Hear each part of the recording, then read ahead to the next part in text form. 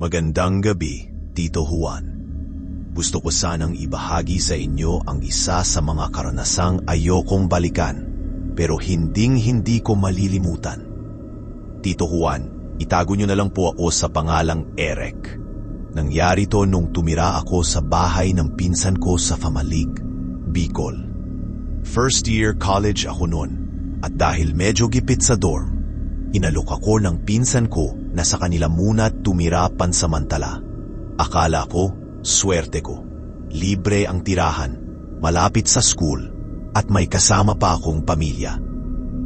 Pero ang hindi ko alam, may kasama pala kaming iba.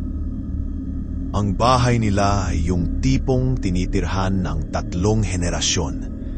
Luma na, kahoy ang dingding, makalumang disenyo, mga bintanang may kapis, at ang pinaka hindi ko malilimutan, isang antigong aparador sa sala. Sabi ng pinsan ko, mula pa raw yun sa lola ng lola nila.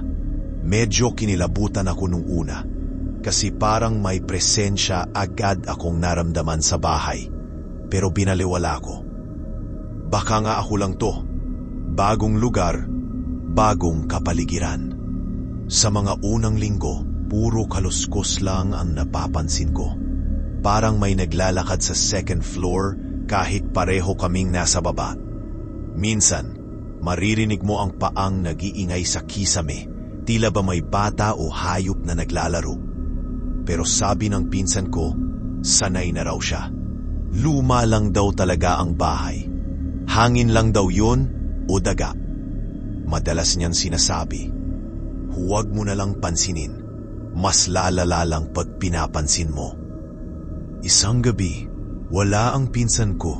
Umuwi ng bayan dahil may kailangang asikasuhin. Ako lang mag-isa sa bahay. Uulan-ulan pa nun, yung tipong sakto sa isang horror movie ang ambience. Nasa sala ako, nanonood sa TV, habang nagkakape. Tahimik, sobrang tahimik, tanging tunog ng ulan sa bubong ang maririnig. Bigla, dahan-dahang bumukas ang lumang aparador. Hindi yung parang bumukas lang, kundi yung tipong parang may nagbukas talaga. Sadyang-sadya, tumayo ako agad. Inisip ko, baka hangin lang. Pero Tito Juan, sarado ang lahat ng bintana. Walang kahit anong pwedeng pumasok na hangin. Lumapit ako, mabagal. Parang kinakaladkad ang mga paa ko sa sahig.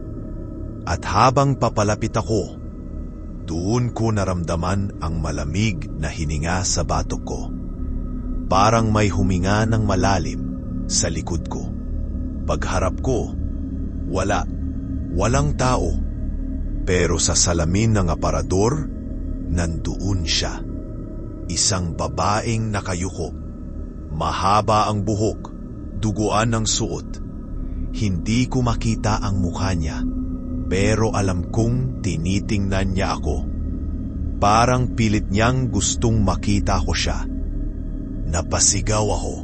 Hindi ko na alam kung paano ako lumabas ng bahay. Tuloy-tuloy ang takbo ko kahit umuulan. Sa bahay pa ng kapitbahay ako, nakitulog. Kinabukasan, doon ko lang nalaman ang buong kwento. Sabi ng kapitbahay, matagal na raw nilang sinasabi sa pinsan ko na paalisin ang babae sa aparador. Hindi raw ito multo na basta nandyan lang. Isa siyang kaluluwang matagal nang nakakulong. Ayon sa tsismis, minsang naging taguan daw yun ng babae noong kasagsagan ng away nila ng kinakasama niya. Nilak siya sa loob at hindi na siya nakalabas. Simula nung gabing yon, hindi na ako bumalik sa bahay. Hindi ko kinaya, pero kahit saan ako magpunta ngayon, Tito Juan, may mga gabi pa ring pakiramdam ko, may mata sa likod ko. Lalo na kapag dumadaan ako sa salamin. Minsan, parang may anino ako na hindi naman ako. Parang may isa pang ako na naiwan doon sa harap ng aparador. Maraming salamat sa pakikinig. Mag-iwan ng komento sa baba para ating pag-usapan. At bisitahin ang ating YouTube channel para makapanood ng mas mahahabang kwento.